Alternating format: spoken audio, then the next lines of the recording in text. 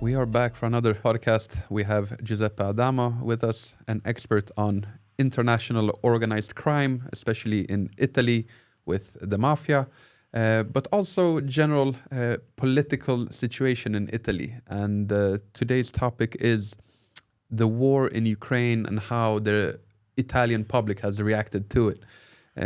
Italy, like many other countries in Western Europe, seem to be quite divided 50-50, 60-40 maybe, on whether you support additional military aid for Ukraine or not.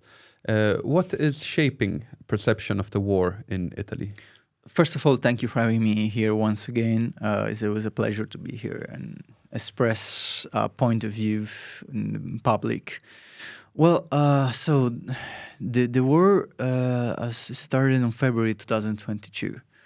And since then, Italy, sadly, because this is the country I was born, has shown to be, from the informational point of view, one of the weakest members of the European Union. Why? I think no other countries in the European Union had been attacked by Russian disinformation as Italy did. And the reasons because of that are multiple. First of all, in Italy, there is a really large, extensive comprehension of freedom of speech. And secondly, there is not a good knowledge about how disinformation works, what propaganda is, so how state disinformation works, and especially that which is aimed to a specific target, a specific country that know its weaknesses, right? So since the beginning of the war, it has been the only state in the European Union which had Russian government guests in talk show or experts, professor of the university, which clearly express pro-Russian position, even if some of them were quite good to be hidden.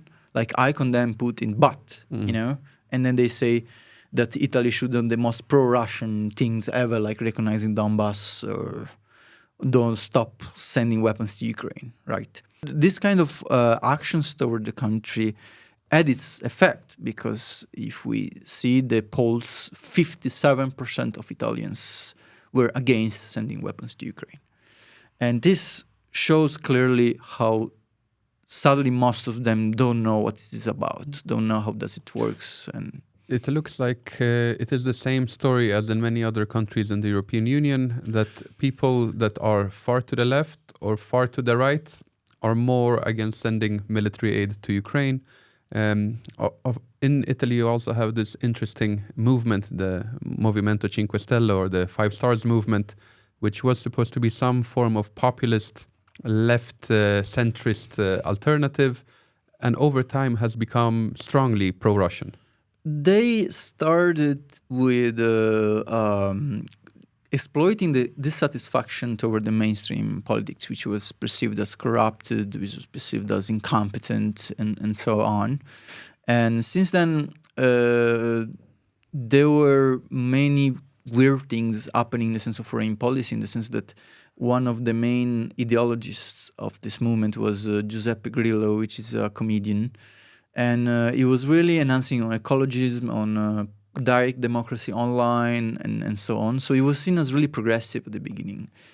Then he turned a weird turn, and in his blog, because the guy was a blogger, is a blogger today, was really pro-China and sometimes even pro-Russia or anti-NATO stance. And this caused his followers, when the war in Ukraine started, to actually being the most against sending weapons to Ukraine, saying a diplomatic solution would be the best, not understanding what is the reality. And what is interesting is that today their leader is the former Prime Minister of Italy, Giuseppe Conte, who was Prime Minister before. And he has also taken a strongly anti-Ukrainian stance. Who is Giuseppe Conte? Giuseppe Conte is a law professor from southern Italy, from Apulia, who is living in Rome. I guess he was chosen as being, because it is in fact one of the most educated person who was around the party, if not inside the party. And he was chosen by its own party to be prime minister when they partially won the elections in 2018. And I remember pretty well when he went to the parliament the first time as designated prime minister. He clearly stated in his inaugurational speech that he wanted to rebound the connection with Russia, advising in favor of lifting the sanctions. And this was already after Russia invaded Crimea and Donbass and so on, so the eastern part of Ukraine. So in clearly violation of international norms. And there was a standing ovation for him, or at least there was a big clapping from the parliament. It tells you what is the mood in Italy. The mood in Italy is that the country had been economically stagnating since 20 years. For different, many different factors, which is really complicated, but demographic aging, a lot of bureaucracy, a lot of taxes, if we want to make a summary, right? So there's a part of the population who is radicalized a little bit. It thinks that they are poor because of the international, or they're becoming poorer because of the international positioning of Italy in Europe or in the world. So like it's the fault partially of the United States, of NATO. Or Germany with Germany, the euro. The European Union, which is not the true. And even if some parts of true could be found in that, it's not the major causes of the economic decline of Italy. So there is this bias that thinking that actually if we side more with China or more with Russia, our economy will booming and we will be able to trade with them and we're gonna grow, which is a lie. First, because we are free to trade with China as much we want, and we were free to trade with Russia until 2014. Second, because it was at least in 2014 to 2022 just few goods. So it's really just a bias which is exploited by the far left and the far right, and the Russians know about it and they use it, and the other reasons why I think Italy is so not ready in the terms of the info war, in the terms of informational warfare. And let's make a premise. Italy has an incredible anti-terrorist agency, has an incredible police force in the terms of prevention. There was no terrorist attack in Italy. So they are the top of the world in some departments, in some topics. But when it's about the informational warfare, they're absolutely unprepared.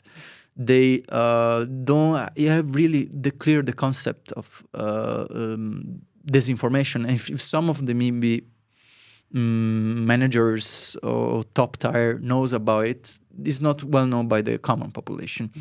So everything is under the umbrella of freedom of speech. If you speak with the same journalists and they ask them why you keep inviting Soloyev in the Italian talk show, why you had an interview with Lavrov, why you have an interview a few months ago with the Russian ambassador in Italy, because you know they're going to repeat the same plot, the same about how Nazis are present in Ukraine, or it's a war defense and so on. These people, they will just spit in your face and then tell you it was the rain, it's not me. So this is what is the state machine disinformation. And they're going to tell you, no, we want to know the point of view. Everyone is free. We want to inform the people. But they don't understand that even if the 80% of the viewers have a negative opinion on what they say, because even if you present them as liar and so on, by the rule of the large numbers, there will always be someone watching the TV and saying, oh, actually that makes sense. Actually, I think it was NATO provoking them, Yeah. Also, it might be worth mentioning that Silvio Berlusconi, the leader of the Forza Italia party who recently died, he was the head of a large media empire in Italy, and he clearly had some very pro-Russian statements after the war in Ukraine started. He had good relations with Vladimir Putin for many years, so maybe he had some influence on the media companies that were under his ownership to provide a slightly more positive view of Russia. Definitely. But we also have to say what is the thing which scandalized me the most. The public media did it too. And did it too when there was the most pro-NATO government who was Draghi government, I guess, in charge, right? So Berlusconi was an entrepreneur. So maybe it's a problem with Italian journalists in general as a class. Absolutely, because there is a market behind it. The talk show is a market. So, and he creates revenues through advertisements. So if you have two pro-Ukrainian panelists, then you have to find a pro-Russian one.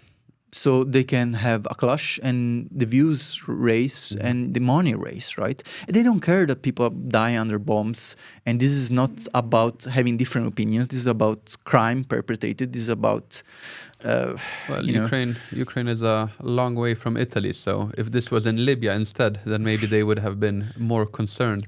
But also when we look at the media in Italy, they have this general bias that is visible in many Western European countries that, as you mentioned, the public service state media, no matter if it's a left-wing government or right-wing government, usually the journalists working there have left-wing opinions. And I think many of them in Italy would support the Democratic Party, or rather its new leader, Eli Schlein, as well. Do you think that there is this bias in state media that they go more to the left than the general population is? I think yes. Then we have to, in the First Republic, in the Italian First Republic, there was a clear division of the three main channels.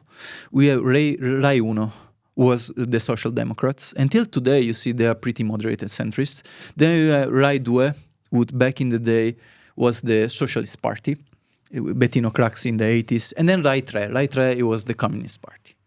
So 2 out of 3 were on the left. Now Rai Due tendentially is more pro-governmental. It changed, Rai Uno too, but Rai Tre remains the left-wing oriented state channel.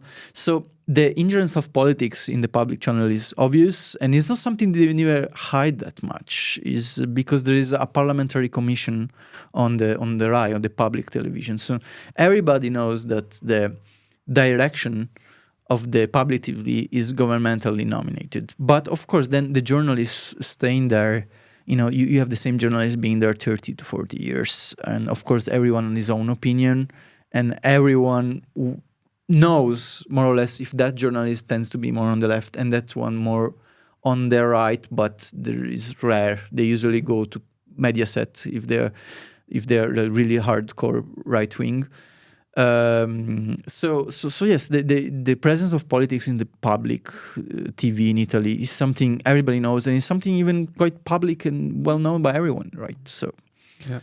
Well, we will have to keep observing the developments on the Italian scene, because people tend to forget, one of the largest countries in the European Union, and which should have influence on EU matters as well. It can't only be the Franco-German axis. The Spanish, the Italians, the Poles, they also deserve their say. Thank you very much for coming. Thank you.